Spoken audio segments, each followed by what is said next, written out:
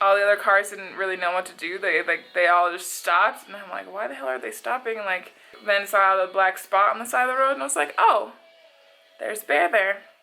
In May 2016, I made the decision to quit my job and hit the road for 2.5 months. In total, I did 6,700 miles. I was gone for 70 days. This was my pilgrimage. It is officially day 10 on the road. I am currently in Victor, Idaho. I made it to Alpine last night, headed to Jackson, and I went the wrong way. So I ended up in Irwin and called my mom. I was like, I went the wrong direction. I'm gonna try to make it to Jackson tonight. And by the time that I got to Victor, the sun was kind of going down. And I stopped at the gas station to ask the gal if she knew a good place to camp for the night. And they're like, oh, I don't know, go down a road and camp somewhere. So 5 or 10 miles outside of town, I saw the sign for Moose Creek Ranch, which is where I'm at now, which is a really beautiful place. So I pulled in and tried to find the office for this place, and I couldn't find anybody. And there was a group of people standing out by the campfire, and I went over there to ask them if they knew where the owners were. And they were like, oh, they went to a graduation. And I'm like, oh, okay. And they're like, oh no, you should just stay and hang out with us. And I'm like, oh, okay, yeah, sure. Gave me a beer, and I sat and chatted with these people from Walla Walla. Really awesome people. It turned out that there's going to be a wedding here this weekend. Ended up just sitting camping here because the owners didn't get here until back till late, and they just kind of assumed that I was a part of the group. It's pretty awesome. Gonna head to the Tetons today. Hello beautiful people, it is officially day 11. Got the hotel room, which I'm gonna regret later, I'm sure, because the budget's gonna hurt.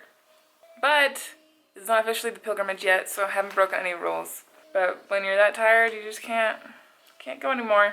I was supposed to do around 380 miles yesterday. It just didn't happen because I was looking at the map and I was like, oh, this road goes straight up and then through Yellowstone and spits me out in Montana, and I'll just do that. That works. I could do that. Yeah. Bad idea.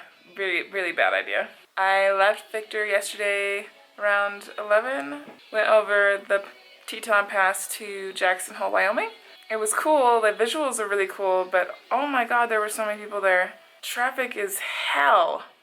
Once I escaped Jackson Hole, Wyoming, I went north and to the Teton National Park, which was freaking incredible. It was amazing. I got to dance on top of my bike and have people drive by and look at me funny. It was great. They all just stopped, and I'm like, why the hell are they stopping? Then saw the black spot on the side of the road, and I was like, oh, there's Bear there. The Teton National Park was amazing. Don't regret that one bit. The Yellowstone was hell. After I got past the people staring at the bear, I had to sit in line for over half an hour to get into Yellowstone.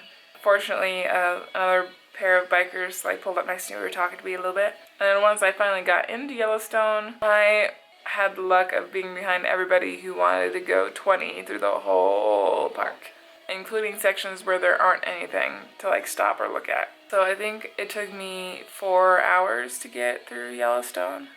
I stopped at the gas station at Old Faithful, and a crow landed on my bike, and it was kind of awesome. The little gal that I was talking to was from Korea, and she saw the crow first and was like, you should go and shoo him off of your bike, that's bad. I'm like, I need to get my camera, this is f***ing awesome.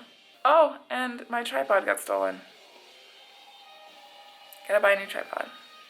Of course, it started to sprinkle a little bit, and I figured, the best way to deal with rain is to get on the bike and head west. No, that is not what happened. I got to West Yellowstone, and it dumped on me. The last 5 miles getting out of Yellowstone National Park, it just poured. And so my hands were freezing.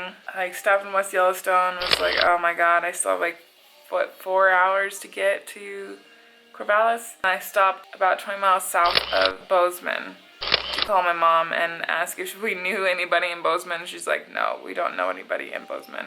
Everybody we know lives in Billings, which is the opposite direction. So I was like, well, I can make it. I managed to get all the way to Deer Lodge before I started to have chills.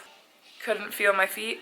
Kind of made an executive decision. Stopped at this lovely budget inn in Deer Lodge, Montana. I washed my head in the sink because the shower won't produce hot water. I mean, as far as hotel rooms go, it was cheap. It was like $55 plus hotel tax. It was warm, and I slept really hard because my body was excited to be sleeping somewhere that wasn't freezing, but excited to go all the way home today. I don't have that much farther to go. I think it's 3 hours from Deer Lodge to Corvallis. I'm gonna go up and over. So excited to be home. So excited to see Lazarus.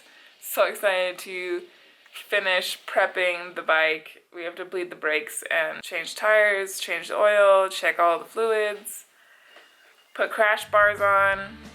It's gonna be awesome.